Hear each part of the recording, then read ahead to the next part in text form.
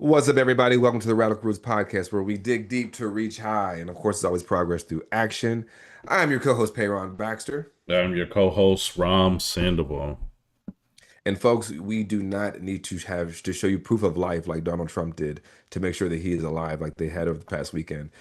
We are here back. It's been a little while, but as we know, the news does not stop. It is a tornado filled with diarrhea, which is our news cycle, and that is what we're getting into. But before we jump into today's episode, please make sure you like, share, subscribe this episode and our channel. That is how we grow this. We've been growing week over week with supporters just like you to make sure that we can grow this platform and get it out to as many people as possible to bring politics through a black and brown lens, and not just out there for the media types, but just from people who have done this and understand it and aren't going to put up with all some sort of mumbo jumbo about what's going on. And we're not getting paid from 1630 Project. So, as we get into it today, Ram, how are you? I'm good. It's been a busy week for myself in all aspects of life, but also a busy news week. Today I went to a cybersecurity conference here in Charlotte. Continues to be a great cybersecurity community, a diverse one with women, with black and other people of color, and a lot of embracing of that, right? So, um, yeah, like I What are they talking about in the there? real Are they world. talking about what's the hot stuff they're talking about? Are they talking about the stuff that Trump they were talking about, or are they just saying, hey, like we're going to keep moving forward with our own, our top things, or had they shifted over the past few months? Well, they don't have to. They don't, like, in the real world. Uh, Women continue to exist. I've Uh, heard. Black folks continue to exist.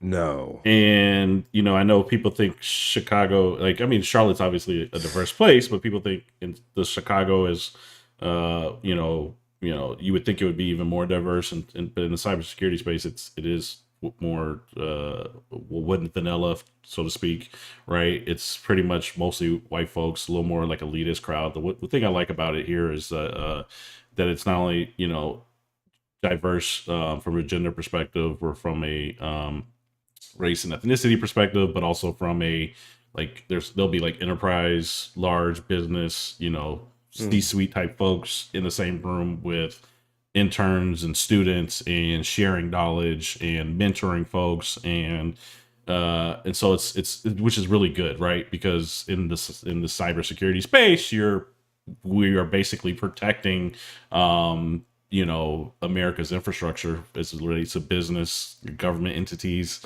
um so it's kind of like it's the battleground, the virtual battleground, right? And so we see companies getting hacked and all that stuff all the time.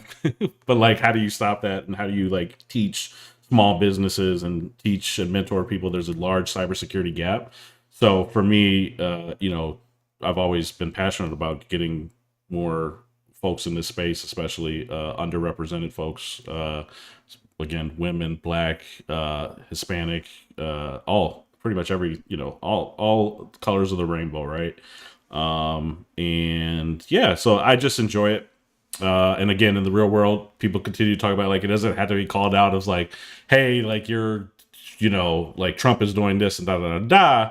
It's just like, it's just naturally like this is the things that people care about, right? And we're in these spaces, and we see these gaps, and we see the value that different backgrounds and diversity brings to the space.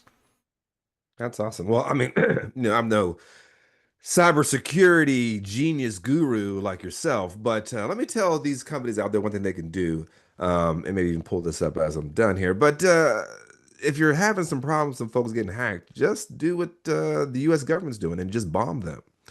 I don't know if you saw the news of they bombed this supposed drug cartel boat coming from Venezuela. Wasn't even coming to America. It was headed to what the Bahamas or some other place, and they bombed it and killed 11 people.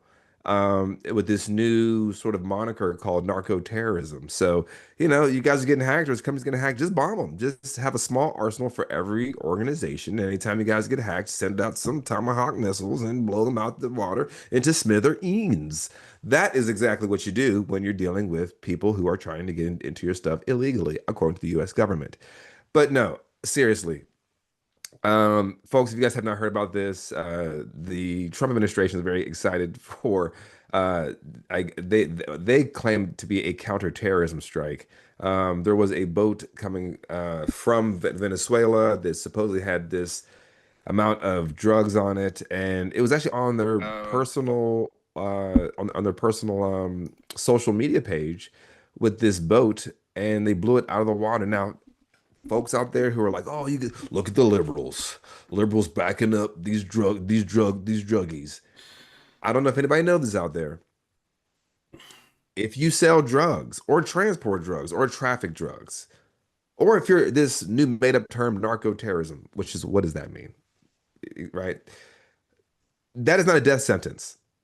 That is not a death sentence.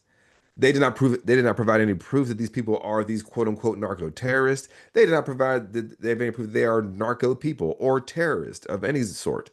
They just killed them. And we should all be concerned about this because what they're showing within an authoritarian state is power, is what they can do. So even if, the media, because what I've noticed in a lot of like media, I don't know if you've got this kind of, I don't really watch media, but like I've seen some clips of media. They're kind of talking about like it's kind of positive, like, well, they're taking care of terrorists.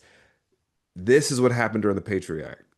This is what led us up to that point. Just this idea of this opaque moniker of terrorism, and it allows us to infringe on people's human rights. So, if you guys have not seen this clip, it is to me it was very ghastly. I couldn't fucking believe it. But also at the same time, I can believe it because this country was built on indiscriminate killing. Yeah, I mean, and you can't trust anything this administration says. I mean, and the rationale for what they're doing, and they're just going to start killing drug dealers in America. You know, extrajudicial killing just of whomever they think is, you know, or suspected of selling drugs, fentanyl. Right? There's all kinds of drugs that affect all kinds of communities in America. And the reason why drugs come to America is because there's a demand for it. So you're going to start, killing Americans that are, doing drugs, And have drug reminder, addictions, and just kind of write them off as like these people are the, as the Trump would, the dregs of society. right, and causing all of our problems, right? These people participating in drug use or drug trade it's the root of all our issues here in America. It's why we have terrible health care. It's why ultimately our prices are It's why high.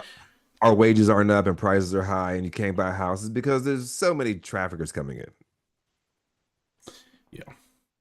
But So yes, yeah, it's yeah. it's insane. But moving on, so our first topic of the day is what, Rom?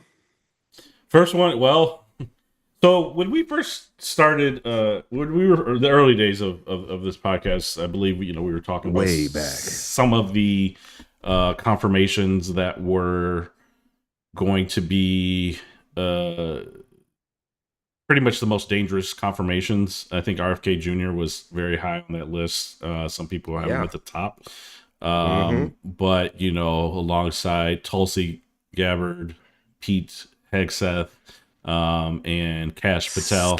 Skeet keg breath. And Cash Patel and these. So he is proving to be probably one of the most dangerous, and I think that's made evident by the fact that his own appointed CDC director, who Republicans confirmed just 30 days before she was fired.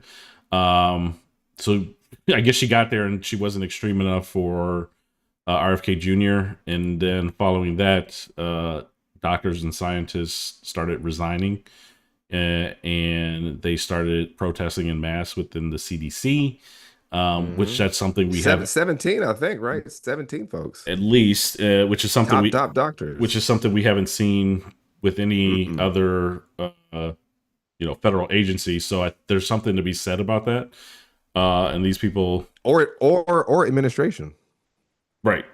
So yeah, I think they're trying to tell the American people something. I think the American people continue to be blissfully ignorant and ignore it and think it's again business as usual because it's that the silent killer. It's what you can't see. You can't and you can't see it in advance, right? Um, these and one day we'll look back and be like, now that we have this plague, here's what went wrong, or Mm. now that kids are dying, and I still don't think the country will care because Nope. because like they don't have to until it like affects them, till it's something they can like tangibly see.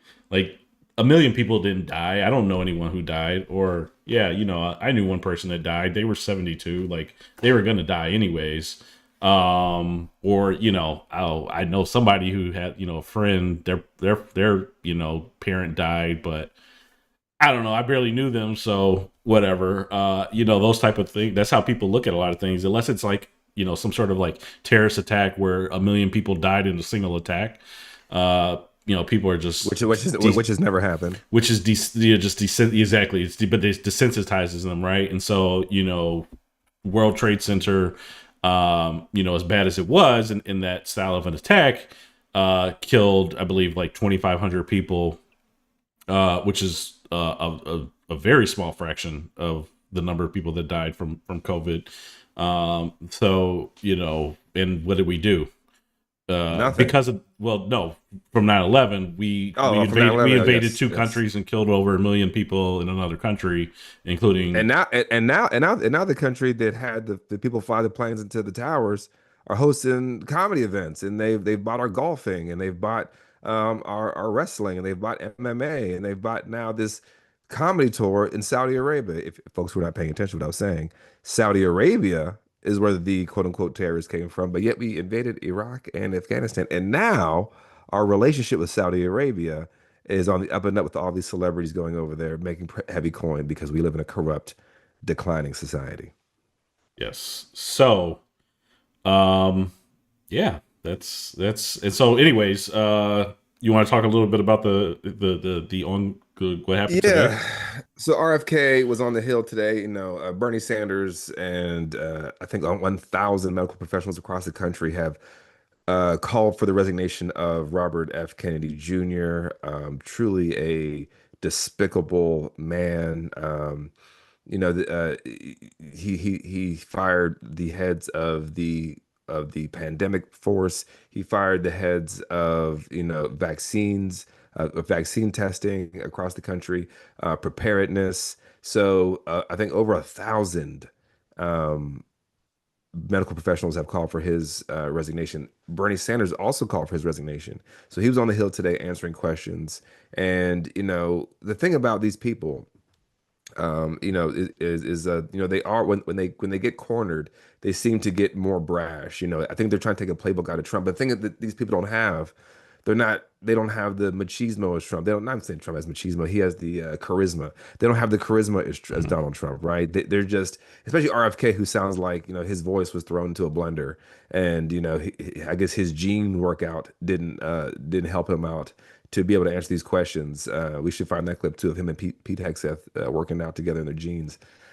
But this guy is clearly an ideological perspective, right? Where he's getting pressed on, his back and forthness, and I'm just tired of these Republicans now who have egg on their face, which it's self-imposed egg on their face. Mhm. This idea of like, oh, you said you weren't against vaccines, now you are against vaccines. It's like he's been anti-vax for like 10 years, or if not longer, right? I mean, he made a lot of his millions recently suing vaccine companies to be able for damages for people, right? And some of the litigation was sparse, and some people didn't feel that they were really they just settled. So this is where he's made his bones. And I have it's really grim the way he talks about people, because before the vaccine stuff, don't forget, this is the same guy that said that he could just be in an airport and he could look at the face of children and see they have mitochondrial problems. Um, Folks, what Robert F. Kennedy Jr. is this. He is a eugenicist. He is a eugenicist. To say that you can just look at somebody without any sort of medical degree or being around children or any of that stuff, and you know they have a problem. That what did they say about us when we came up when we were in Africa? We know these people by looking at them are slaves. They are to be captives. It wasn't based off of we lost a war with these people or we were caught doing this. No, it was a system of I can identify you by looking at you. It is the same sort of eugenicist playbook. So when he goes on and says that last week when there was the shooting in Minneapolis, right, Annunciation Christian School, right? Is that what it was in Hmm. Minneapolis? Hmm. He says that it was because of hormone blockers, or whatever the case may be. And these are all things that are not correlated to any sort of violence. This is a person who is saying these people who are on the margins of society should remain there because they're dangerous.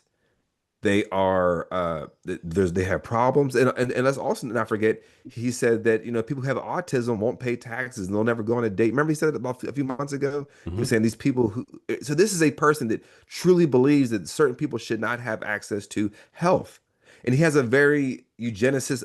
He has a very rich guy perspective towards healthcare, where he's like, I'll have all the access, wealth, and resources that will keep me healthy. I'll have access to the best food, the best medicines, the best doctors, because he's the closest thing to American royalty. I put that in air quotes, but he will always have access to that stuff. So if you are poor, if you are on the street, if you are addicted to drugs, not like his addiction to drugs, because he said his drug addiction actually helped him understand the best way to get things done for this country. But if you are a drug addicted black person or brown person or indigenous person in this country, that's your fault, and you should just die. So when we're seeing him get rid of these folks at the CDC, that is the extension of that sort of an ethos, where he's saying that basically if you are not a wealthy, rich, white man, again, don't forget, he also said COVID doesn't harm black people and Ashkenazi Jews the same way it harms white people. This is he not only is he eugenicist, he's a racist, right? He's a racist, making his father roll in his grave. Um, so this is what we can't forget about Robert F. Kennedy Jr. So, but we're gonna play a clip here of when he was getting grilled by a Republican. And again, I'm tired of the crocodile tears, but yeah, let's play this. We'll talk about it on the other side. Restore a little calm here. And I'm approaching this as a doctor, not as a senator. I am concerned about children's health, seniors' health, all of our health. And I applaud you for joining the president in a call for radical transparency. Thank you for that. I said yesterday, I believe it, that President Trump deserves a Nobel Prize for Operation Warp Speed. If he had been President Obama, he would have gotten it. But because of Operation Warp Speed, forcing the federal government to come to a vaccine development within 10 months when others said it couldn't be done, we saved millions of lives globally, trillions of dollars. We reopened economies, an incredible accomplishment. Mr. Secretary, do you agree with me that the president deserves a Nobel Prize for Operation Warp Speed? Yeah, absolutely, Senator. That was phenomenal. Let me ask you, but you just told Senator Bennett that the COVID vaccine killed more people than COVID. Wait, That was a statement. I did not say that. Okay, then let me ask, because you also were lead Senator, attorney. I just want to make clear, I Okay, did not say that. We'll check the record. That's a question of fact. You also said that you were also, as lead attorney for the Children's Health Defense, you engaged in multiple lawsuits attempting to restrict access to the COVID vaccine. Again, it surprises me that you think so highly of Operation Warp Speed when, as an attorney, you attempted to restrict access. Now, let me ask. I'm happy to explain why. All right, I don't want to hear him talk. I have 3 minutes and 30 seconds left. It'll make my ears bleed. But yes, so this is the contradiction that he's now caught in. Senator Right. Warner. Oops, sorry about that. Give me 1 second. Another clip, but yes, go ahead. And this is the problem, right? Like he doesn't know, but also now his problem is that he can't get out of this rhetorically. Our problem is that he has power. Because when you start rolling back, vaccine mandates or vaccine schedules, and again, another Robert F. Kennedy these are popping into my mind. Another Robert F. Kennedy thing where he was on the Hill getting, scolded or grilled by, I believe, was it Senator Also Brooks, from Maryland, where he said that black people have a different genetic disposition, where basically we're stronger and we don't need the same vaccines. Another eugenicist, perspective that we are beasts of burden. We don't need to be taken care of. And what happens if you say that we don't need to get the same vaccines that people who are more delicate, more dainty, but yet still superior, white people? What happens? We get sick and we die.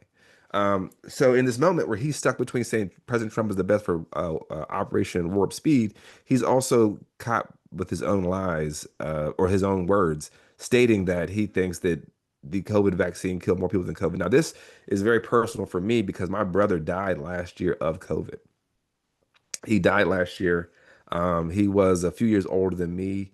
But unfortunately, he believed, the vaccine's bad, the vaccine's this, that, and the third. And he got it initially. He got COVID initially during 2020.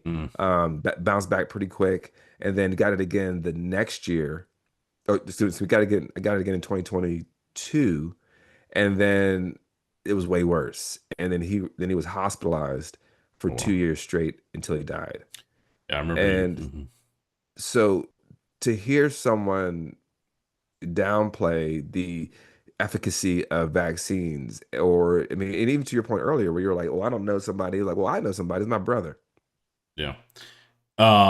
And I remember you telling that story, and again, sorry for your loss. And I even had friends or whatever at the time who, I knew a couple people who passed away. One of which was my step grandmother, and one of these friends who was his reaction was, "Well, people die," and that was kind of it for me. Between that and him at the time, like trying to capitalize off of buying mask and wholesale, and then taking around flipping it for 4 times the cost, and when everyone was trying to get masks, like morally, like that just doesn't jive with who I am as a person.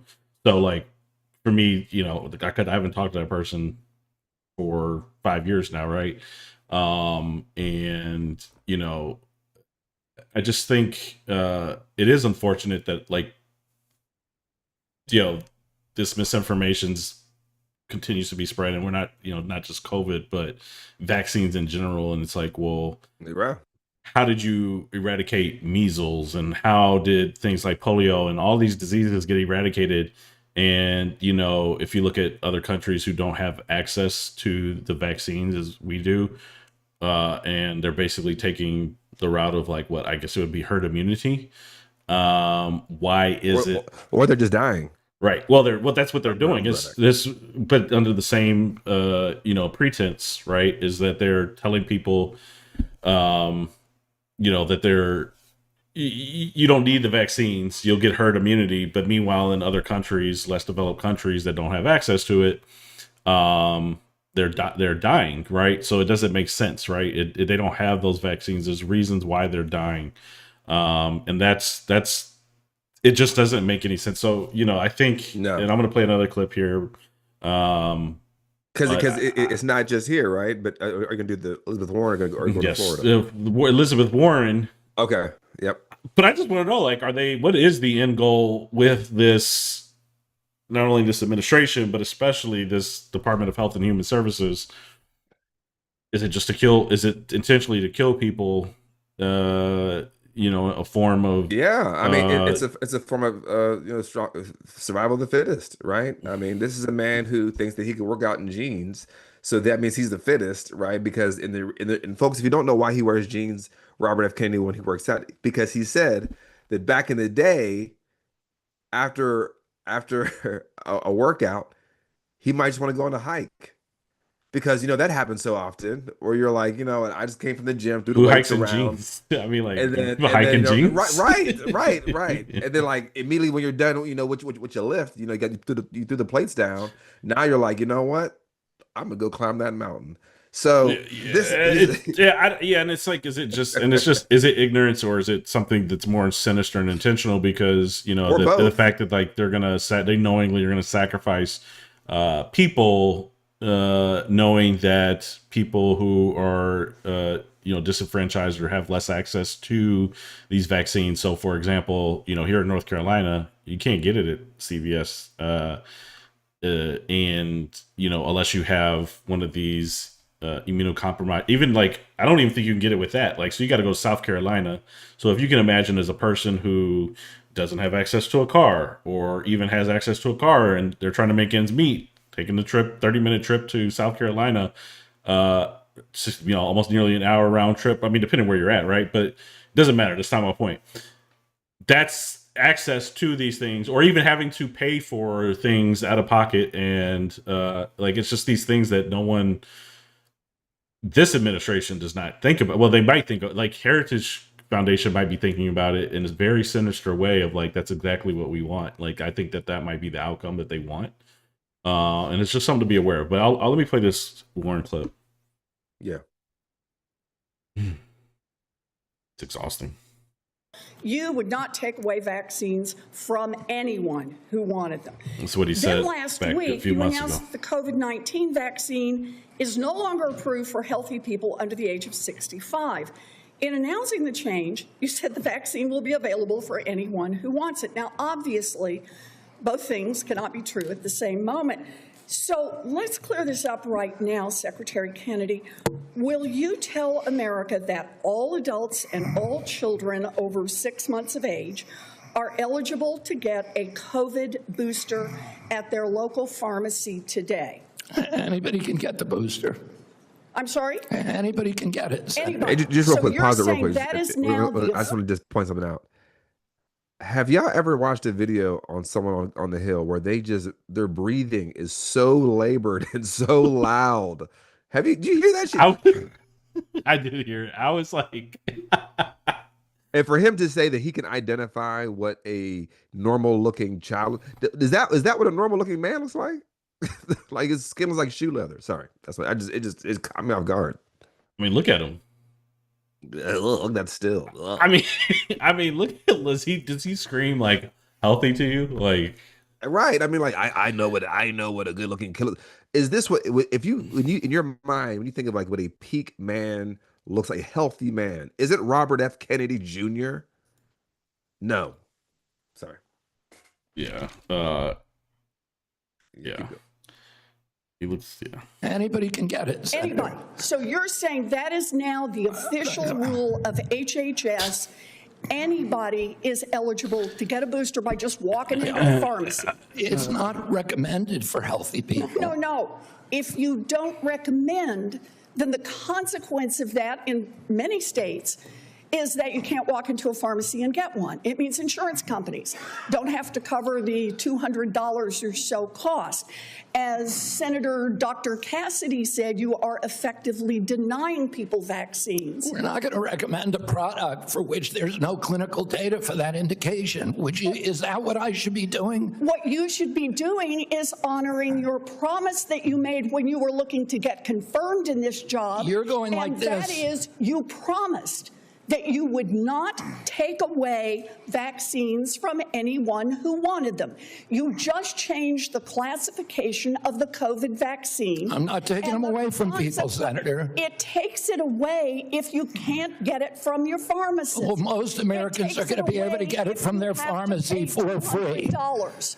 Most Americans will be able to get it from their pharmacy The for free. question is everyone who wants it. That was your promise. I know Mr. I didn't. Kennedy, I not never mine. promised that I was going to You didn't recommend promise- products Oh, with which I'm there is no sorry. indication. When you said, And I know you've taken $855,000 from pharmaceutical companies, Senator. Did you hold up a big sign saying that you were lying when you said that? Because you are the one who said you would not take them away.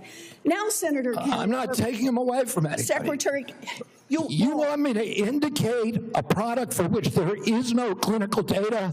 Senator, Is that what you want? Secretary Kennedy, you said you wouldn't, and now you did. I'm not So taking them away. obviously- Everybody can get access to them. No, they can't. I don't even.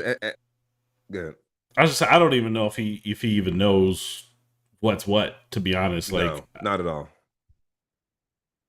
so, and to the point of what I was saying before that clip, like, if you got to get it through your pharmacist, well, one, can you even get it now? Two, you're going to get charged more because insurance won't cover it because it's no longer recommended, right? So even when it was recommended, people had the choice to get it, one way, like they could, right? And if you wanted it, you could get it through your insurance. It was accessible through any pharmacy.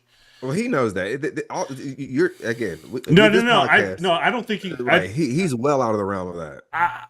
No, what I'm saying is I actually, again, I don't know if he actually, I truly believe that this guy doesn't know left from right. Like, I don't know if he, like, if it's even been Like explained. what do you mean by that? Like you think he doesn't understand like what he's doing? Like access to it. Like, I think he doesn't even understand, like, when he said, hey, we're going to take away the recommendation, what the repercussions were that would follow, like all of the the cause and effect that, like, oh, because it's no longer recommended, the insurance companies will no longer cover it.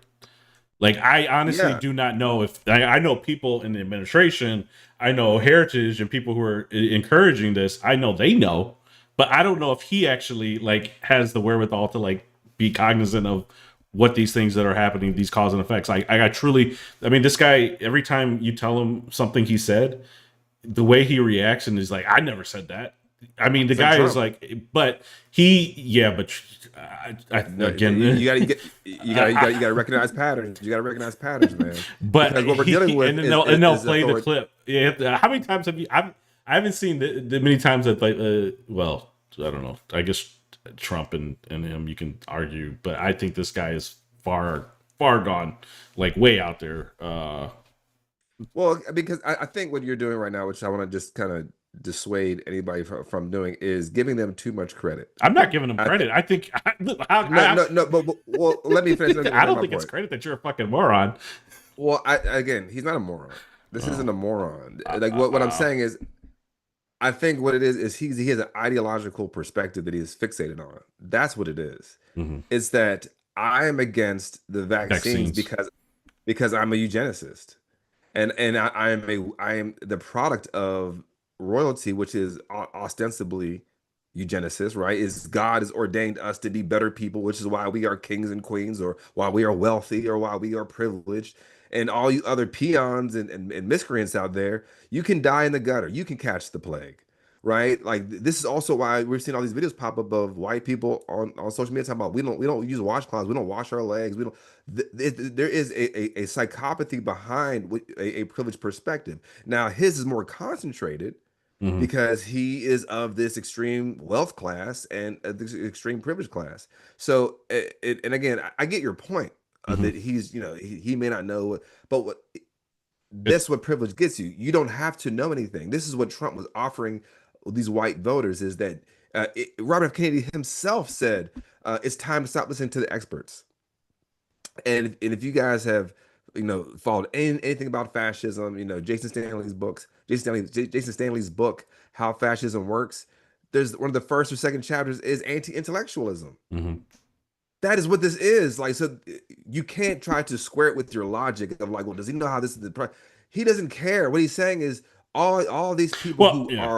who are the unwashed masses. This is where this phrase comes from, that like people from Africa or the indigenous were like we're dirty, blah blah blah. That's not the case. It was the idea that I'm going to withhold the access to clean water. I'm going to withhold the access to medicine. I'm going to withhold the access to food. It's happening right now in Gaza, right? Where the Israelis are saying the Palestinians, they're nothing but dirty Arabs, but what are they doing? They're withholding medicine from getting in. They're withholding people getting their insulin or baby formula or diapers or menstrual products. So then what happens? You get the spread of disease. Then you say, well, look, they're dirty. They deserve to die. So this is how eugenics works on a systemic level. But I think Elizabeth Warren's point was very spot on, because then her next point was that it's going to open up the door for other states to start having liberty to roll back these, vaccine mandates. And the news we got yesterday was that good old Florida, taking cues from old Leatherface Robert F. Kennedy Jr. They got it's the orange sunshine state. They're known for the Florida oranges. They must look at Trump and Robert F. Kennedy's faces, and they were like, yes, these are our guys. But the news out of Florida was that the Surgeon General, I think his name is David Lapido. Is that correct? Lapido. Latipo. Latipo. It doesn't really matter. Joseph Latipo. Joseph Latipo. Fuck David Joseph. Joseph David Raphael. He is. He did the speech in front of this, I'm assuming, all white audience, because you can tell by the cheers. Where he's announcing that he's going to roll back all vaccine mandates. I have some thoughts on this, but before we get into the clips, do you have anything you want to talk about it? But if not, let's talk about on the other side. But what do you got for it? No, I can roll the clip. Yeah. I'll roll the clip first. I again, and to your point, really quick about RFK Jr. To your point, I don't think he cares. Even if he was told and enlightened on these things, I do not think he would care. Right. That's not. I That's don't. right. So, and you can't tell these people anything, right? Anyone who's cheering all this shit on, the same. And again, one of the things is like the same people who are saying like it should be our choice to do the vaccine, now that they're basically removing access to these vaccines. Well, There is no longer like a choice. You had the choice, they now want you small don't. government. They want small government until they get power. Now it's you don't get to have access to voting rights. You don't get to have access to bodily autonomy. But there's an interesting Freudian slip in this clip, and we'll talk about on the other side. But play Joseph David Raphael. The Florida Department of Health, in partnership with the governor, is going to be working to end all vaccine mandates in Florida law. All of them. All of them. Who am I to tell you what your child should put in your body? Your body is a gift from God. The Florida Department of Health, in partnership with So And if you that's caught, a if you that's a caught that slip, he was about to say your body, your. your choice. um, yeah. So that was a shortened clip, but yes, it did. He was so excited that he's taking it away. All of them. He said that all of them about 20 times. To a thunderous round of applause. And then like I'm gonna play it one more time because Well, hold on, but there was the clip where he said something about slavery. oh That was what I wanted yes, you to find. Yeah, so yes. that's, I have some thoughts on that part too, ironically. But yeah, if you could find that. But yeah, so yeah, he clearly there's people guffawing over him. He's sitting here acting like he just invented sliced bread. And as we're talking about getting sick, my kids are back in school, and they're bringing stuff home to me. My nose is running, so if y'all hear me kind of, or if you're watching on YouTube and I'm jumping off camera, it's because I'm trying to stop my nose from having torrential downpour. But yes, this is very scary. You found it? Yes. Okay. I'll go ahead and roll it because it's the little bit longer version. Yeah, perfect. with the governor is going to be working to end all vaccine mandates in Florida law. All of them. All of them. All of them. Every last one of them. Yeah.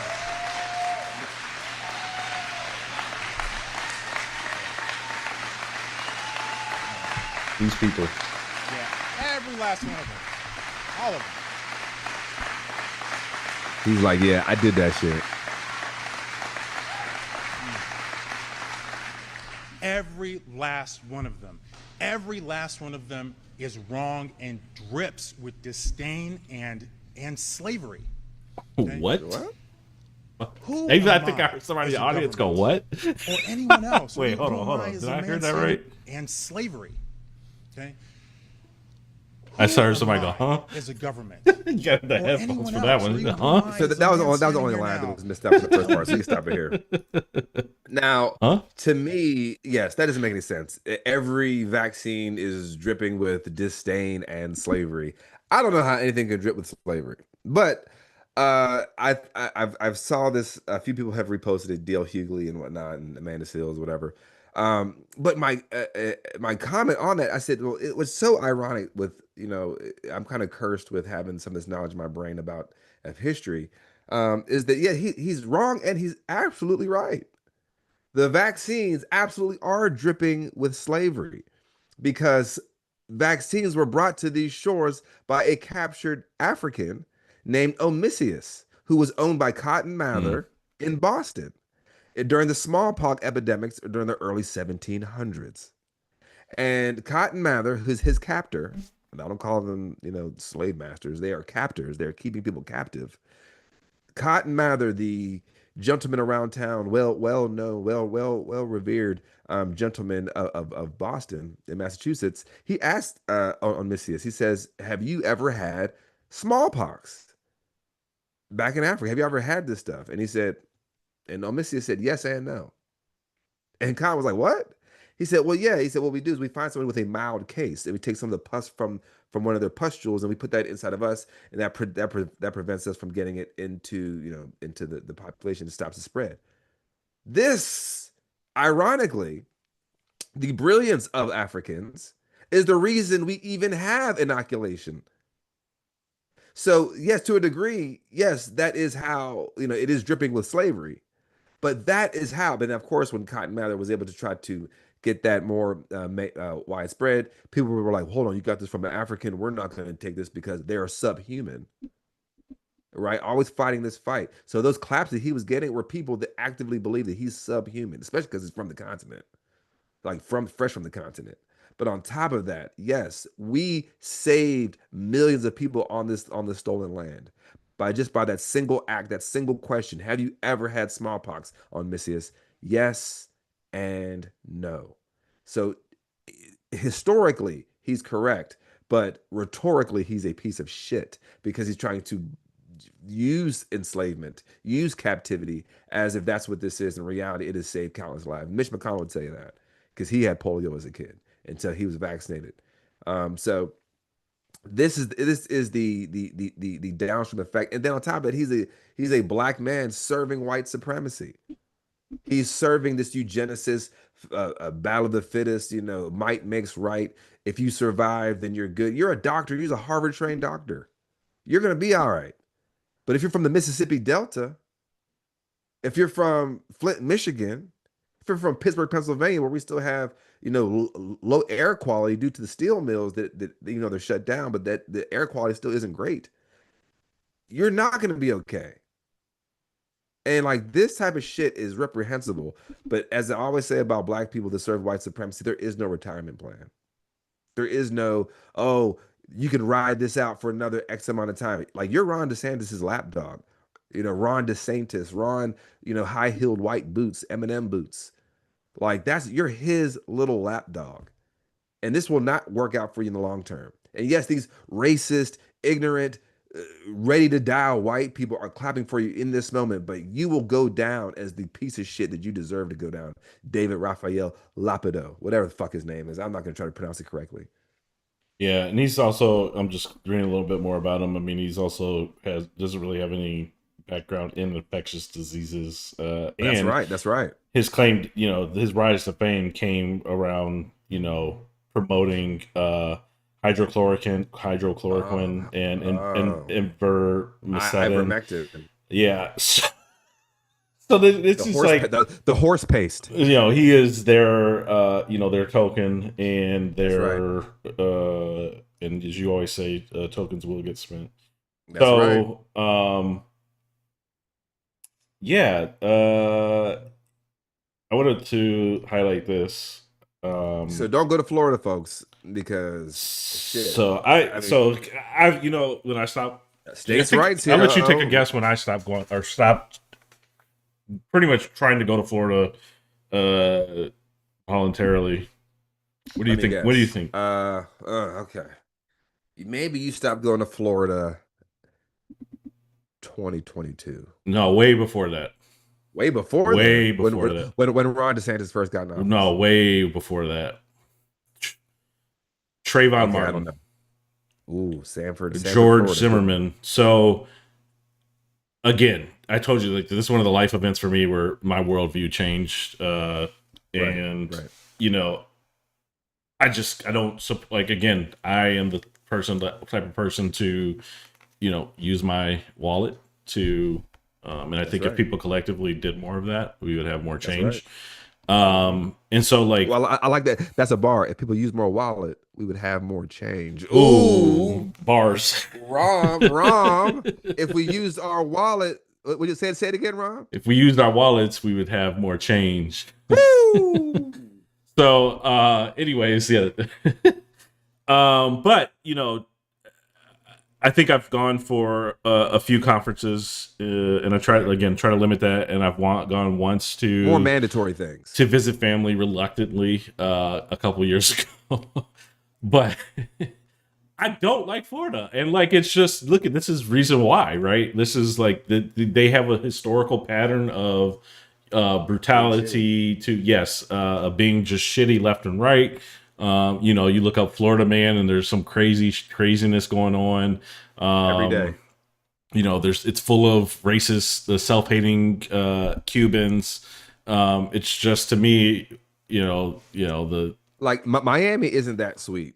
I Like hate Miami. like I always hated Miami. I never really liked Miami, but I'm just saying, like for all of Miami's draw, it does not overcompensate for the rest of how shitty Florida is. And there's races in Miami too. Like you can't make enough bad boys movies to get you to be like, you know what, Florida's all right, you know. And now there are good people. You got Andrew Gillum that comes out of Florida. You got some solid politicians. We got some freedom fighters. But if you think about it, I look at them as they're trapped.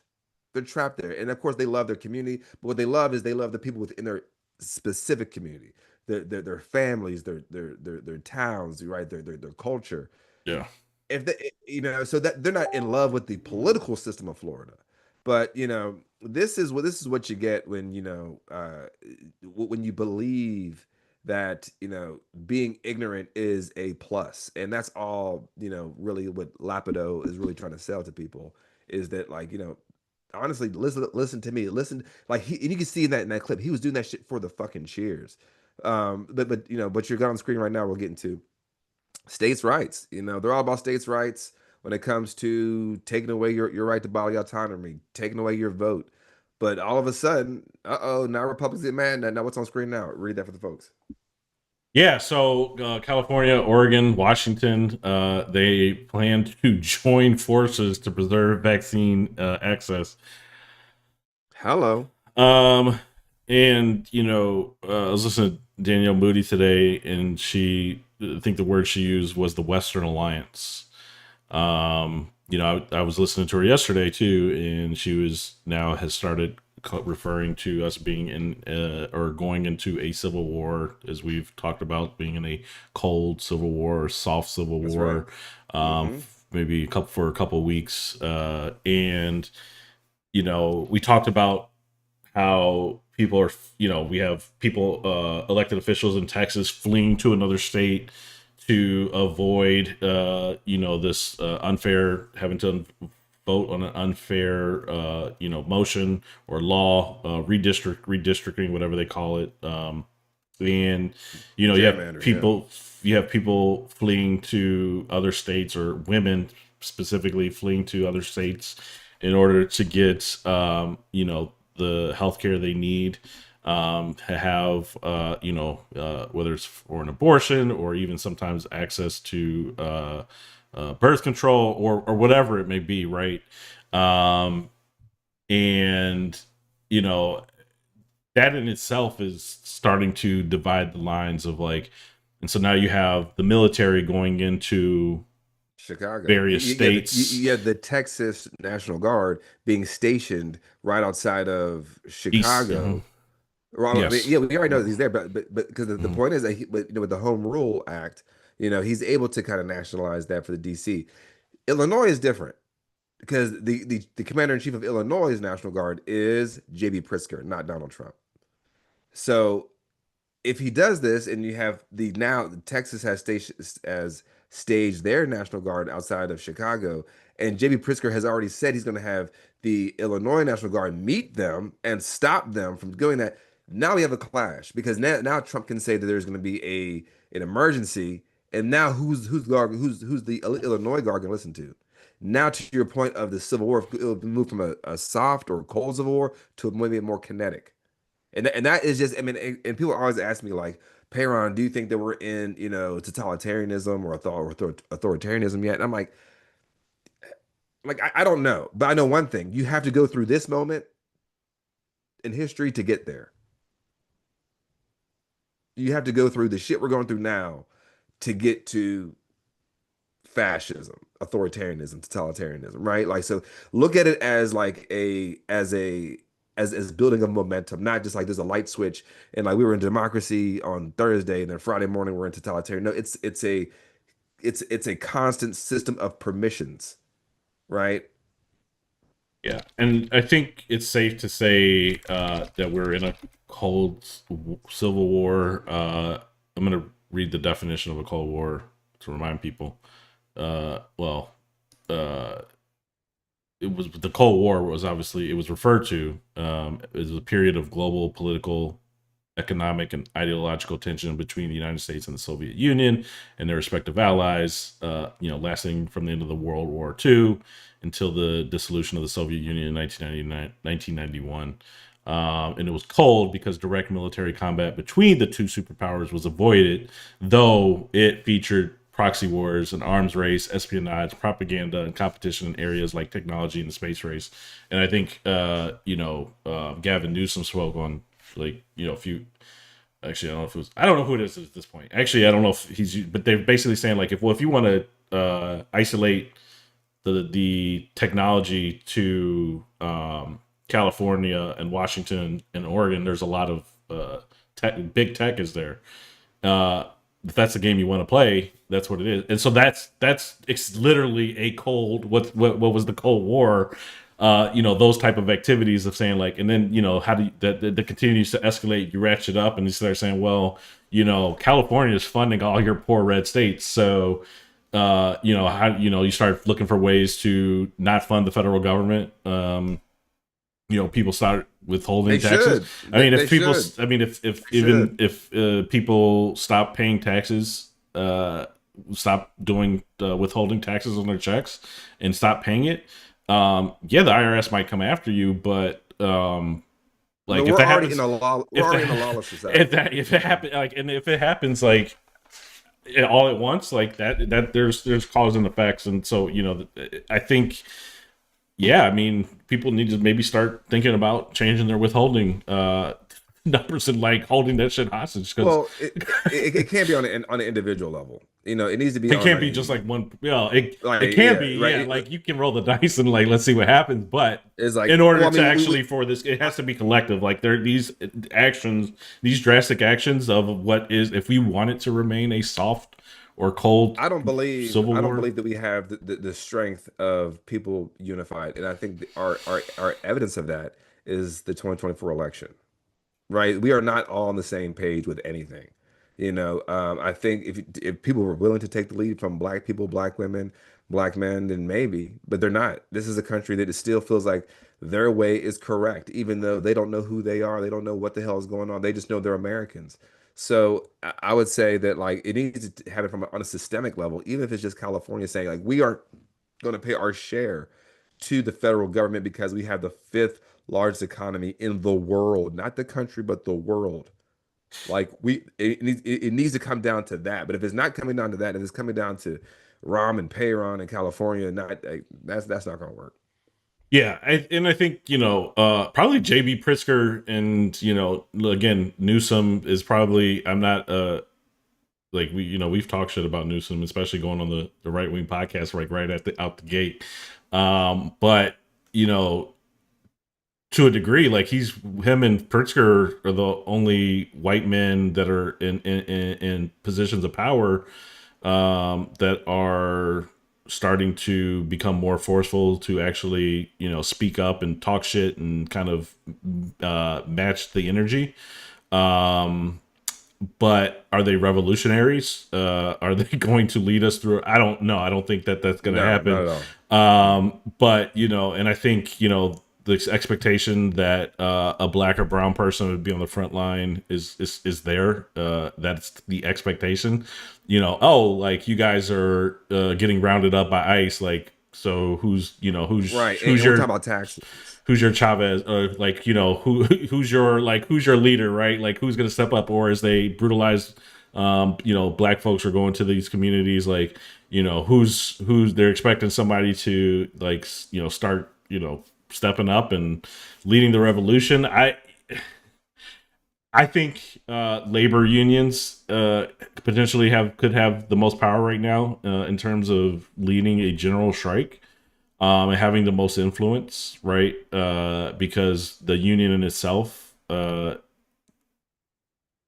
historically has had a lot of strength when they're collective, when they're in sync. They obviously, half of them didn't want to vote for a black woman, but if the union said, "Hey, we're going on a general strike for a full week, October 1st through the 7th or whatever," I'm like, all right, I'm with it. Like, I'm just like, and people need to show their support. That's probably like one of the only ways, the last ditch efforts, because anyone who's thinking that we're going to vote our way out of this is delusional. I think that's a backup plan. Like, okay, we can continue to, like, let's not just pretend that, or let's just not give up of running candidates, educating the community, planning to vote in primaries. However, the idea that, one, the voting's actually going to occur, or two, that it's going to be legitimate and not rigged. Like, now that they've distorted truth, and there is no difference between fact and fiction anymore, we won't really know the difference anymore, and so we can't trust the voting system. So we need to stop moving like we as in, not you, me and you, but stop moving as if, hey, 2026, we're going to be all right. Like, people are going to come to their senses. If we could just win the House back, all this goes back. That sort of wishful thinking and the failure to imagine is what permeates currently the Democratic Party, the supposed opposition.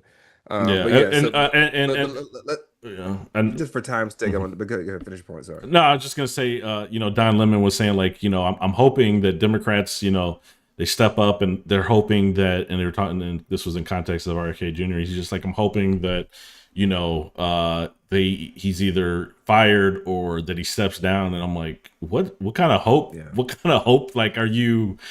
Like, are we serious? Well, that's when you live inside of the of a bubble of the Acela corridor. You live within kind of the wealth class. Like, Don Lemon didn't report on Afeni Shakur, not Afeni being taken by it was ICE in DC. She's one of the activists, very much so. She was taken. I do forget her last name, but she's well known within activist groups. And moving on to our, I just want to move on to our next topic, because I think this kind of plays into it, was this concept of dark blue MAGA, right? And dark money within left-wing circles. All throughout the election, I was told by some of these people who are included into this Chorus debacle. If you guys have not heard of this, Chorus is a platform supposedly meant to be sort of an incubator for left-wing creators. And then there was an expose by the independent journalist Taylor Lorenz that said that they were getting paid by this 1630 fund, which was basically paying them to either not say certain things or to say certain things. Now, the story kind of got conflated by the influencers. Once the story dropped, they're saying, "Oh, I've always been a part of Chorus. You go back to this video, I've been a part of Chorus." That is not what this article is talking about. This article is talking about here's right here. A dark money group is secretly funding high-profile Democratic influencers, by Taylor Lorenz. So what this is about this 1630 fund, and where are they getting their money from? And the conflation of, I've been a part of Chorus, which could be like me and Rom and a few other local North Carolina podcasts just kind of getting together and sharing ideas for free. That's one thing, right? That's like, oh, we're doing this. The issue was the contract as it relates to who is paying you your money, and what the stipulations are. And then there was this backlash you name it. I mean, they listed a few. There's I Am Politics Girl. There is Booker Squared. There is Too Raw, Too Real. There is Mentally Divine. There is Brian Taylor David Packman, Cohen. Yeah. Brian Taylor Cohen, who is one of the co-founders, um, and it caused a bit of a stir. And I do think that we should pay attention to this because when in reality, there is a certain type of profile that was selected for this. And as we're talking about like how we could try to influence and talk about real things within the Democratic Party, are the only ostensible opposition party to the overt fascist party, the overt white supremacist party. There are certain things we got to talk about, and there's certain issues that were not on the table for these creators, and there's almost a theme that you could tell. Gaza being first and foremost, not being able to call it a genocide, not being able to push, politicians to the left on this thing. And a part of the contract was they gave them access to some of these politicians. And then, of course, any of the content that was related to maybe hot button issues Mm. had to go through their channels. So the backlash to this, I'm not trying to give you all kind of a 30,000 foot view up of this article and the kind of the situation to give you all context. The backlash to this was that this has been debunked. This has been debunked from there was no debunking. There was no debunkery happening. Wire did say that one person that was reached out to did not get back to Taylor Lorenz, but that was it. That's not debunking anything. The point remains is, where did you guys get this money from? And if you didn't care about where you got the money from, that's a problem, Mm. because that means you're not being honest. You're not being upfront, and then you are curtailing some of your content to fit a specific narrative. Now, um, people are like, well, no, we do talk about guys. We do talk about, the horrific acts of the Israeli government. Again, not stating it's genocide, not stating the war crimes being committed, not stating that Benjamin Netanyahu needs to be in The Hague. These are very important things, right? And on top of that, I personally was dressed down multiple times by Raw Too Real and his follower account. I mean, trying to gaslight us. He makes these videos as if Kamala Harris is his mother, and like, don't make fun of her. It's like, she's a politician. They are not our friends. Joe Biden, Barack Obama, Bill Clinton, whoever y'all want to throw in there, they are not our friends. They are politicians. And what are elections about? Elections are about two things: rights and resources. I don't give a damn if it's a white man, if he's supporting me getting access to rights and resources. And be very clear about that. But this whole article got turned into, oh, Taylor Lorenz hates me because I'm a black woman. Taylor Lorenz hates me because I'm a black gay man. Taylor Lorenz hates me because I'm queer.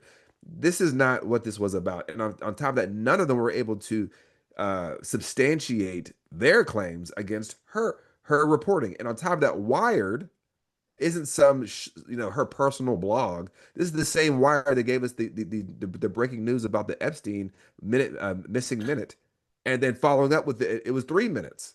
Hmm. So we should be very concerned about this, because look, if you're going to take money from the Democratic Party, fine.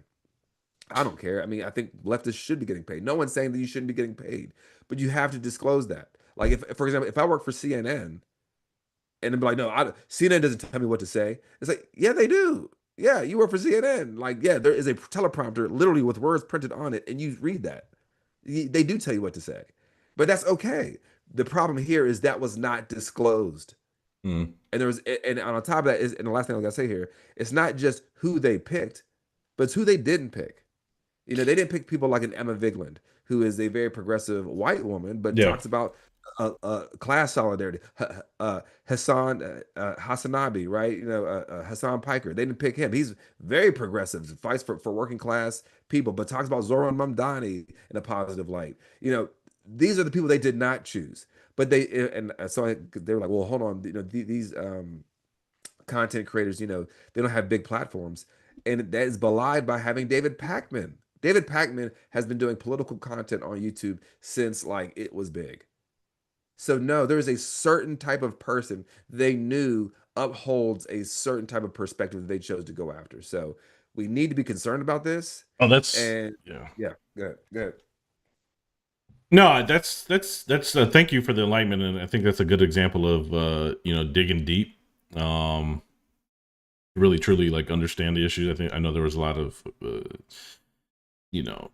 knee jerk reactions and infighting, if you will, And I guess that's probably why Chorus hasn't reached out to Right. like a do rad. We would not be within their demo. Yeah. You would think so. Not Chorus. You would think so. you would think that, like, kind of in this, but I think I do think it is important to have some sort of machine to Absolutely. be able to even if it or even grassroots, right? Like, even if it was, like, for me, what I envisioned is like, a Slack channel, like, hey, here's the thing, and like, and then you talk with these creators. I didn't know there was something called Chorus behind a lot of this. Dude, I never heard Chorus as much until this story broke. And the fact But they were all like, we've been talking about Chorus. Like, dude, I've never heard of this shit until this fucking thing broke. yeah, to your point, about like the contract saying you can't call it a genocide, or like, that to me is like, Well, it didn't say that specifically. It okay, just be fair. It didn't okay. say, but it said there's There's certain certain stipulations. they had to run their content through a certain filter, just for lack of better words. Okay. Yeah, I should become more familiarized with. I actually have a Wired subscription. Wired is not I would say they're probably a left leaning, sometimes progressive publication. But they're legit. Um, They have a legal it's team. only They actually it's like they one have of an the, editor. yeah, Right. it's one of the few that I have. Anyways, yeah, but the money behind it, I think that is important, right? Because a lot of the root of all this stuff is, selling out your, if you're selling yourself out, you're basically doing the same thing as Susan Collins, right, who got $2 million the day before she voted yes to pass Trump's big beautiful bill. Mm-hmm. These stock, all these people doing insider trade within Congress, right?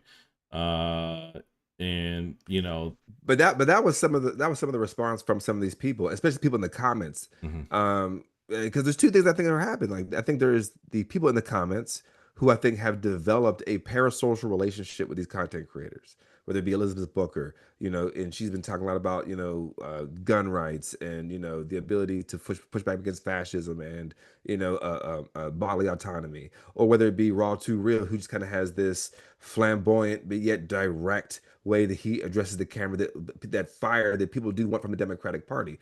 These are not, I don't think these are bad people. Let me just be very clear. I don't think any of these people are bad people. Um, my point here is that it's more of a call in than a Yeah. call out, right? Mhm. So me saying this is not like, oh, they suck, don't follow them, radical roots only. No, that's not what I'm saying. What I'm saying is that, like, the people in the comments were like, don't come for these people, they're doing the right work. Oh, and then this is the main thing that you would hear, and from the people in the comments, they would say, the right's doing it, the left needs to do something like that. Okay, hold on. Whoa. Mhm.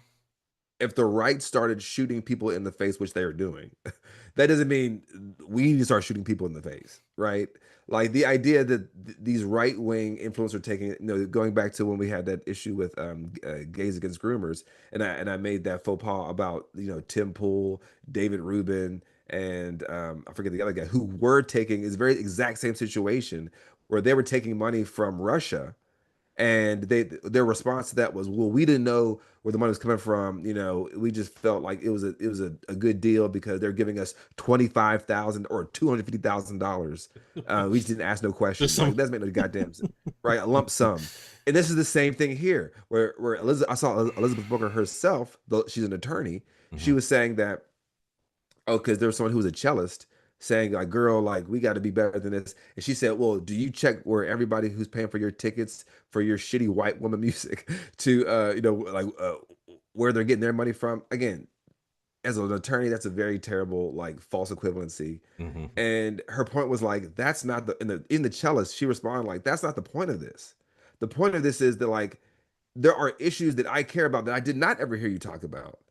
And if you were to talk, we kind of glazed over them, or kind of a nice to know, we'll get to that later. You never get to that, or you don't push back hard, or you're not really calling these people out in a harsh way, right? She was up there. Don't forget Elizabeth Booker, love her to death, nice lady.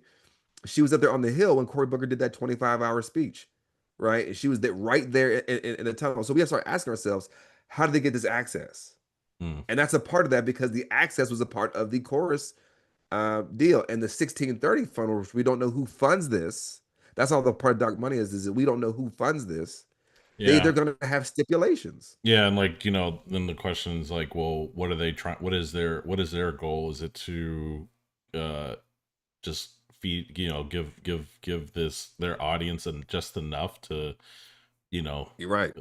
remain upset but do nothing, as opposed to Right. an influencer who is a revolutionary, who is more radical, who is calling for direct action, more radical action that kind of tears down the norms or tears down these barriers that exist. And it's a good question because, I was thinking about a little bit about that today.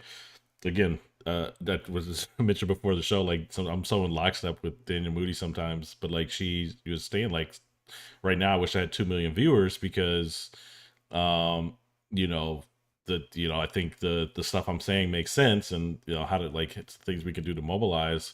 And I think about that, like, who are the influencers that, and she said, like, look, the Democrats are not going to save us, which we've said, No. like, there's no resistance within the Democratic Party, like, no real resistance. They're still trying to meet them in the middle. Especially with the leadership, Right, Hakeem right. The Jeffries, base and Chuck leadership are two different Schumer, things. yeah, and so they're not coming to save. Okay, so we know this now, right? We're 8 months in, 8, almost 100 7 years. months.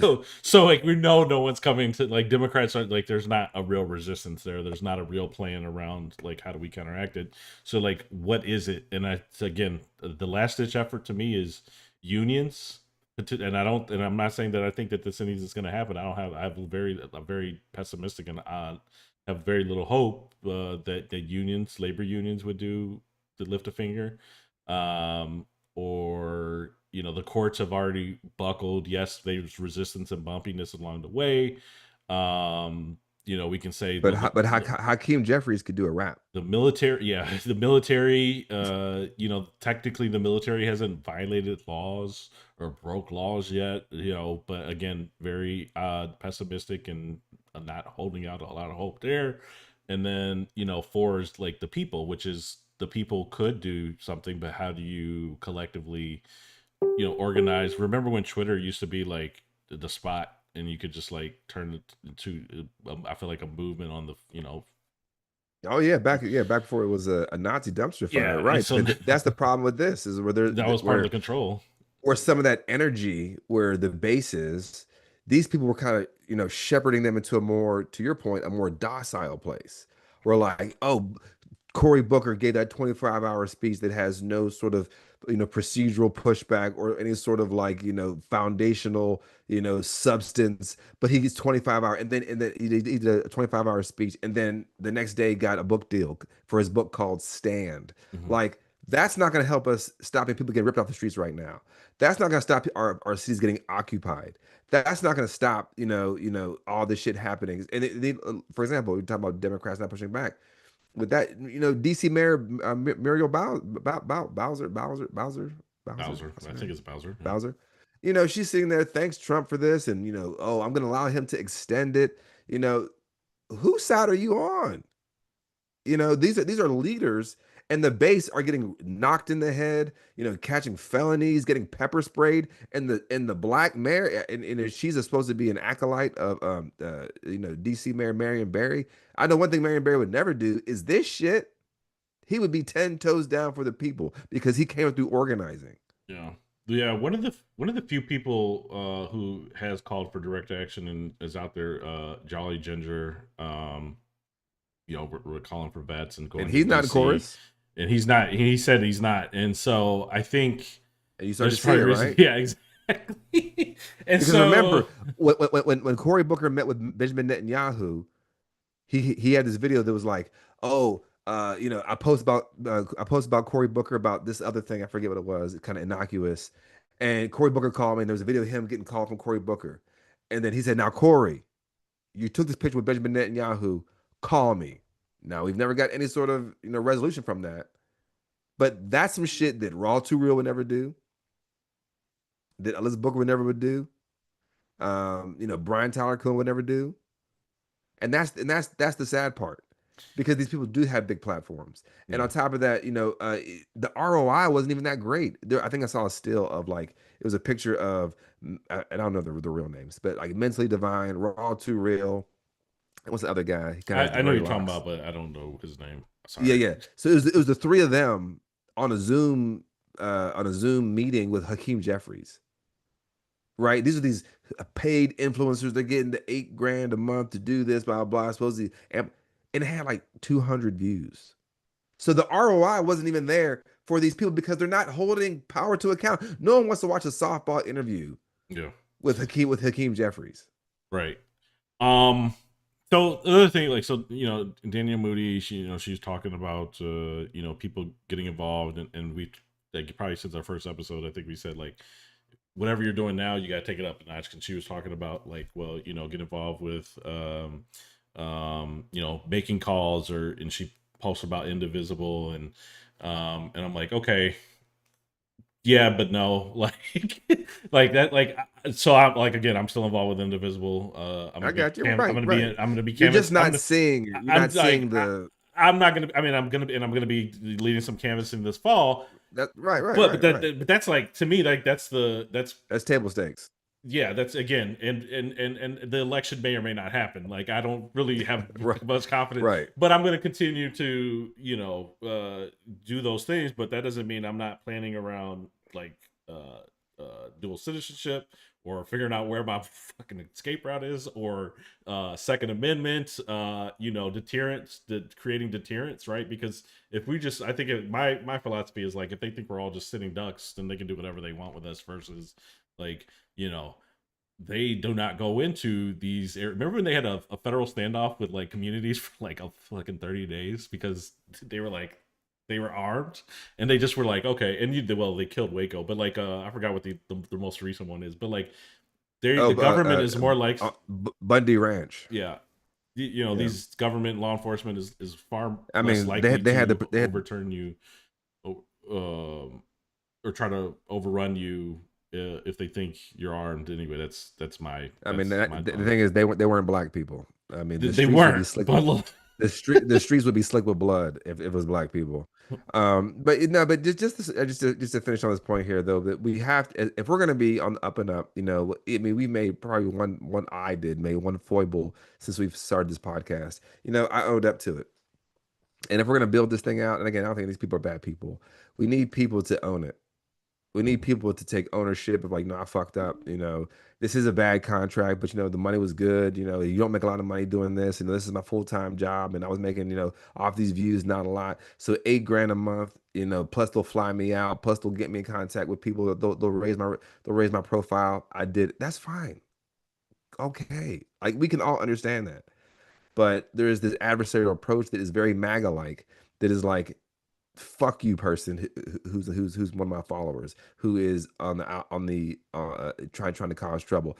My other followers who just love me unconditionally, they're the real followers. And that is not, we don't want a populace who has blind loyalty, because the point of the fourth estate, which is journalism, is to check power, yeah, is to hold power to account, not just, oh, that was a great speech, Corey. Oh, Hakeem, give us another rhyme. Oh, Nancy Pelosi, girl boss jacket. That is not what we need right now. I don't give a fuck. Again, I don't care if you're black, white, disabled, gay, straight, trans. Are you for the people? And show me your votes. Show me what you're doing. Show me what you're doing with all this political capital. Are you burning this political capital for the people? And if you're not doing that, I don't really give a shit what, identity politics you have, what, if you could say that the most recent thing just trending on TikTok, if you got to dance, what is your policies? And if your policies are, and this is why genocide is such a red line, is going to be a very big problem for the Democratic Party, because I'm even seeing it now where people are like, well, there's Trump and there's Trump's genocide. If you can't, there has to be a reckoning in the Democratic Party. right, Because if you're not willing to say, like, we fucked up by supporting this genocide on the front end, we didn't think it was gonna go this far. Even if you said that would go a long way. We didn't think Netanyahu was gonna go this far, even though all of us that study this shit and all of us that know about this shit were like, oh, they're gonna do a genocide. yeah, Absolutely. But, like, that's not what happened. And now they're like, well, Trump and the famine and the blah blah blah. Joe Biden is just, if not more culpable than Donald Trump. yeah. And I think people like Too Raw Too Real that continuously like cheerlead and can't, Democrats can do no wrong, and Right. these people, I feel like, and Democrats That trying pissed to me trying to off. uphold order, and is again, I love Daniel And, Levy, so I'm gonna quote her trying to again, but uphold like order during disorder. trying to patch the Titanic after it hit. It sunk. Right. So like, why are we like? What are we like? What are we What doing? do we lose? Like, what are we trying Like, to? What are we trying to get like maintain and hold on to? that's the question. And But so if you think about it, like, well, they have control over all the power. They have the presidency, the Senate, the House. They control the majority of state legislators. I think they have 27 states out of the 50 states. So they have all the power. So to your exact point, which is a facsimile of Danielle's point, is very true. Of the idea of like, what are we holding on to? yeah, This is why I said, out of all the interviews that we've had on this podcast, the one where people may not realize it, the one that radicalized me even more was the one we did with Liz Monterey, mm, because she exposed how things could be if you could imagine outside of the strangle the right wing has on you. yeah, And here in Union County, people can only imagine the little smallest bit of gratitude that they could, or the little bit of extension of their ability to get whatever from the Republican Party, and that's what they're happy with. Oh well, they're only going to ban 4 books. We stopped them from banning 5 books, and it's like, you're not even talking about the things that you need to be talking about because you're so busy trying to fight these people who hate themselves. What do you want if you could have a perfect society, or to teach? If we'll use the school board, what would it look like? Start talking about that. But if you're just, oh, the school board's this and Jimmy Benchin that, and this, that, and the third. No, what do you want students to have access to? What are elections about? The two things: rights and resources. Is the school board infringing on the rights of students, or are they expanding the rights of students? Is the school board giving the students more resources, or are they taking resources? That's it. But if we're sitting here happy because we got, oh, they said hello to me when I walked in, or I know them at the grocery store, or my neighbor did not vote for him. That fuck that. Like this county where we're in, and folks who are listening outside of North Carolina or outside of the county, we're in Union County, which is a very much a white flight county. So folks fled from Charlotte, Raleigh, Durham to escape the multiculturalism to run here. So we've been to plenty. Brahm and I have been to plenty of governmental meetings. They talk about, quote unquote, and it's all, the thing about white supremacy. They always think that it's like it's too smart. They always think that it's like it got this coded language that like black people are too stupid to understand. But in reality, we always know what they're saying. Like, oh, they're fucking racist, yeah, and they're like, oh, it's the liberals. Okay, we know what the fuck you're saying. Like, you're saying these black people, these queer people, these women. They're, the thing is that in a county like Union County, it's been under Republican control for like 400 years. yeah, So all the potholes, they don't got the speed bumps, or the lights, or the schools don't. This is all them. This is all you. And the fact that the Democratic Party writ large is unwilling to imagine a world they want to live in, a school district that is equitable, that is life-giving and affirming for their students, a healthcare system where folks here don't have to worry about driving into Charlotte, infrastructure that's not crumbling under your feet every time you walk on it or drive on it. They can't even do it because they still are trying to meet them in the middle and trying to be their friend, and they're not trying to fight them. They're not trying to give people a reason to come out and vote. I want this for you, Mr. Citizen. I want this for you, Mrs. Citizen. I want this for your children. I want this for kids who I don't even know. I want this because you deserve that. But they're not doing that. yeah. And I go back to, I don't know, whenever the state of the whatever they call it on the first year, but The joint session. Angela Rye had the State of the People tour, and for me that was like, up until then I was pretty much like in I wouldn't say a dark place. I was just feeling, depressed days, right, where it was just like, Right. what the fuck, like, and because like we knew that like this is just the beginning, like and it was just like this news barrage, and we said it, that this is exactly what was going to happen, even though I'm mentally prepared. But with the State of the People, they had a 24-hour thing, and I went to Raleigh and attended that, and it was a lot about, well, what are we building? It's gonna burn down. That's inevitable, It right? is Because, right. like you said, they This own shit all is three crumbling. branches. They own all three branches. Everything they're doing is not going It's to crumble failing. because we're. It's not crumble because we're resisting. It's going to crumble No. because of they have these Looney Tunes, these incompetent idiots, but also people who are useful idiots. Doing the game plan of Heritage Foundation, but it's not going to work out the way that they think it is. And at some point, they have to answer to it.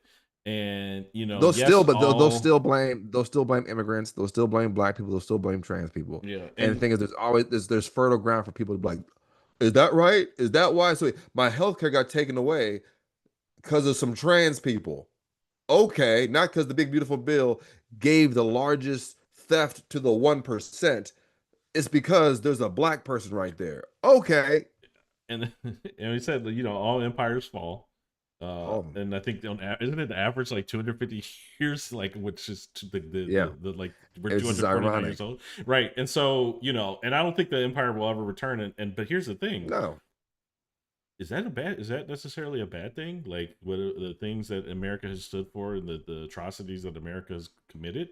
Probably not. And we see it Well, happen I in say like this. real time, like China, Russia. What was it? China, Russia, and Korea. Like, and Oh, China, but India China's taking, like all of they're and North preparing Korea. Yeah. themselves to take over. And is I don't remember what article, but basically said not a single shot had to be fired.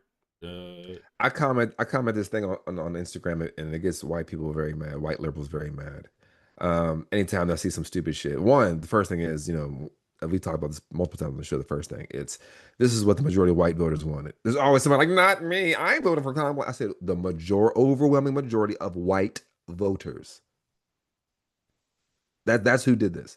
Second point is that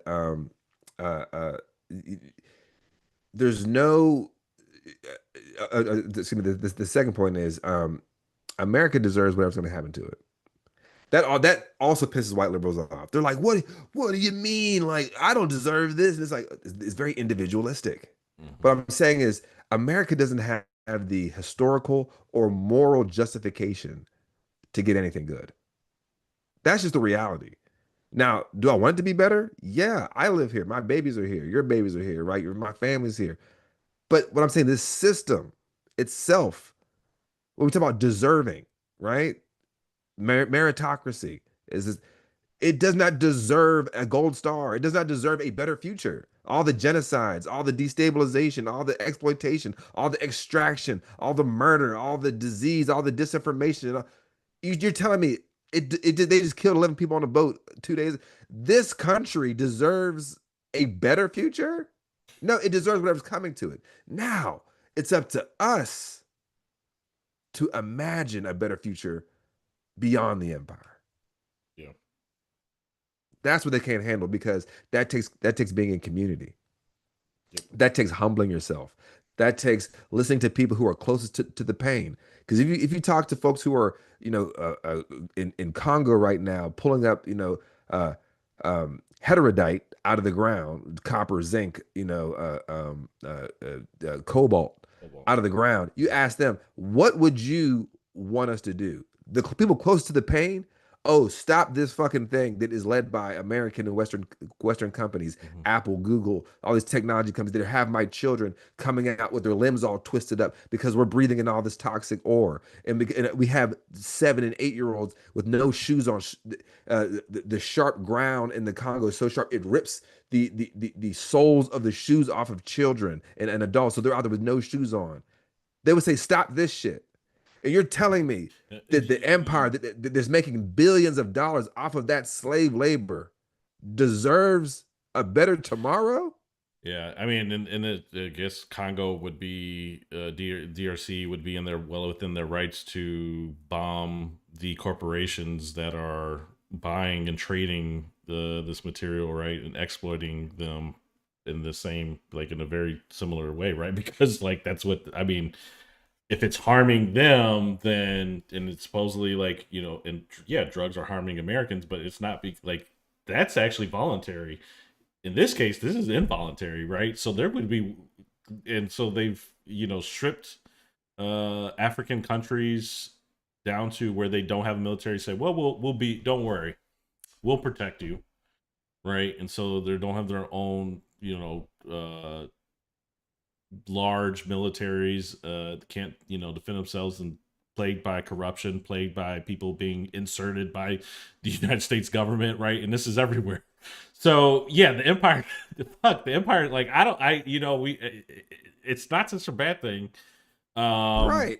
And these Looney Tunes are it's gonna happen.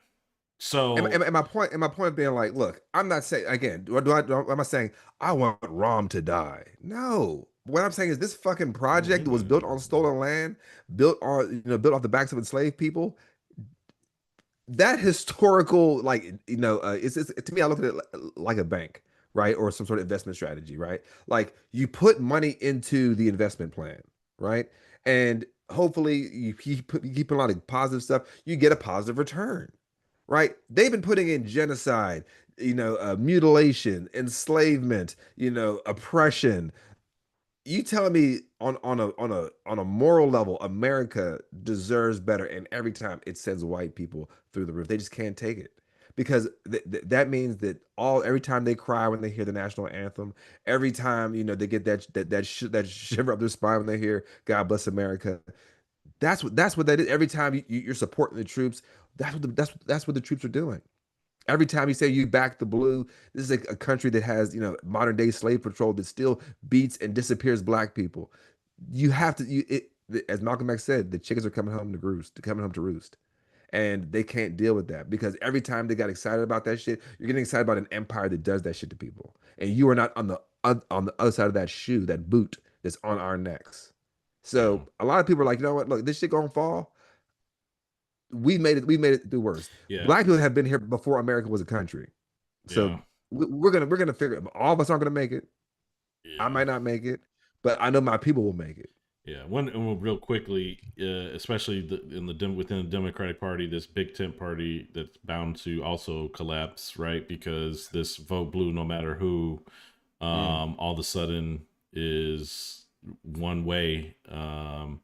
You know, people are saying like, well, there's no genocide. Like the Democrats saying there's no genocide. They're in this denial of like, in Democrats, I see, well, Hamas terrorists this and okay, Hamas is terrorists. Okay, they what they did was atrocious. But like, so you mean to tell me that we're still talking about if they freed these hostages, that they're going to stop annihilating and killing over 50,000 people? So like, what do they expect? Democrats expect, like, and so they say, okay, well, because you're calling it a genocide, or people are moving further to the left, you're going to lose the Jewish vote. First off, it's not true. It's overstated. Second off, like, yeah, there might be design, and if that's the case, oh well, like, I mean, are those Zionists going to go to the Nazi party? Like that's, well, if that's, hey, look, at Stephen this Miller. point, and honestly, at this point, if the Democratic Party collapses too along the way, again, I don't really see what Democrats are really offering, especially at a Right. at a national Right. level of like, No where one's offering are we anything like besides okay, so Zoran Mamdani. like, okay, so let's just say 2026, like, Democrats take over the Senate Sure. or the House by, let's say, a couple seats. Like, what are they actually going to do? They are going to meet the Republican Party in the middle with their already overreach, which they've already done. So, for example, ICE, right? They'll say, okay, we'll make it where ICE can do something like for like a week in each city. I mean, you know what I mean? Like they will meet them, not like, hey, this shit's gotta fucking go. Like this shit's got like Roy Cooper's running. Like, I swear to God, I will go to one of his town halls and be like, dude, you better be running on to abolish ICE. They are snatching up people that look like me and my co-host off the street. They're taking abuelas off the street who have been here for longer than you've been alive. They're sending people to countries they've never been to. I don't want to hear about no half measure with ICE. Yeah, And I don't want to hear no, I'm from North Carolina, small town, and I was a small lawyer. Fuck you. We are past that point. yeah. At North Carolina, I again believe, and I've said it before, and this is true in from a electoral perspective. It's a battle. Obviously, it's what I believe to be the battleground state, right? It's a state where Republicans, even though the state leans Democrats, more votes more Democratic, continues to have Republican power because they've ensured that the system is set up that way, to ensure their survival. But it's also a state that's run by Democrats at the state level, have a Democratic governor, since 2012, 2010, something like that. And, there was one statewide Republican. But as we come into this whole era of, you know, voter fraud, voter disenfranchisement, right? Uh, that this NC North Carolina Board of Elections has now been taken over by Republican control because they moved it over to the state auditor, the only Republican to win the state. So all these things, but also, North Carolina, is it going to be an allied state? Or is it going to be a union state, or is it going to be a Confederate state? Right? Because even where it's at geographically, and again, is it right along the border of the South? Look, I really do think that states like Illinois will be, safe havens. I just don't think that the idea, Like for who though? Like for who? For black people? for, I don't think so. what other state would be? I think what we're gonna. It's not. There will be no safe People haven. can't move. People also don't have the luxury No. to be able Well, to move we around like a forget lot of that. people. We forget that even when there was a time of mass migration, when black people were trying to leave the South, They right? We, went we to forget the majority of black people still live in the southeast of the country, right? So when black people were trying to leave, they turned those trains around. Get your black ass back here, right? Well, we will kill you. We will shoot. So I go back to who's the most vulnerable. Like what a safe place for trans people, safe place for poor people, safe place for black people, safe place for Asians. I, I don't see it, man. It sounds nice if you're privileged, but I'm thinking about the least of us. Where are they going to Well, go? this For one, homeless people? this one, well, and they're gonna go nowhere, right? And so that's the You can be thing is like, killed, thrown into jail, gulag. anyways, the point, yeah. So North Carolina has a lot on the line. Is my point. like, I mean, like, I don't know, man. Like, I don't know what the fuck. I don't mean to be crass, but we just got to be real here, man. Like, we got to be. These people are not. This is why we get. I think this is what our passion on this show comes from. Is like the Republican organization is not doing electoral politics. right. They're doing fascism. This is why I we was had to look gonna, at everything through. That's why and I don't mean to be rude or cut you off or during times of our shows, but like I just want to snap us back into reality. Like no, they are not that's the playing way by we're this talking it fucking out. Love game. it. You know what I Yeah, mean? I Like mean, these people are trying to kill us through disease, through guns, through legislation, through lack of health care, through lack of education, so we can be cogs in their wheel. But guess what? That too will also crumble. yeah. Well, they're killing, and killing us softly in that way. But like, when does it start to be where, where we can see Jim Crow 2.0 in the South? Are we going to see Jim Code. segregation in the South? Are we going to see violent killing? Like, again, they're killing us slowly. Where they're killing both, they're going to be killing children. They're going to be killing all kinds. Like, first off, the whole everything that we've said and the burning to the ground. Unfortunately, that comes with people actually dying. That's right. And I'm very empathetic to that, and I continue to automatically be wanting to be a fighter and to try to stop and reduce those things. However, it's inevitable that these things. I'm one person. You're one person. As Until the Malcolm X said, there's never been a bloodless revolution. Yeah. Would you imagine if white folks voted for Harris the same percentage proportion that black folks voted for Harris, that we wouldn't be in this I mean, situation? if we could even just get white women to vote that percentage they did for Trump, like if we got 53% of white women, hmm it would have been a wrap. Yeah. But the majority of white women voted for a 34-time felon Bulgarian that went on live TV saying he wants to have sex with his own daughter. Would Harris have won if 3% more black men had voted for Harris? No, Yeah, I don't think so. we don't have the numbers. And this is why I always give people. It's like it's the size of the demographics.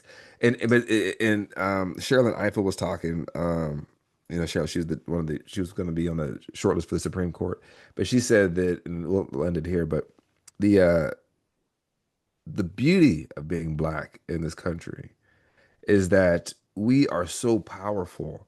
We are so larger than life. We set the tone, we set the narrative, we control the culture. No cool. Yep. That white people think that we're 50% of the population.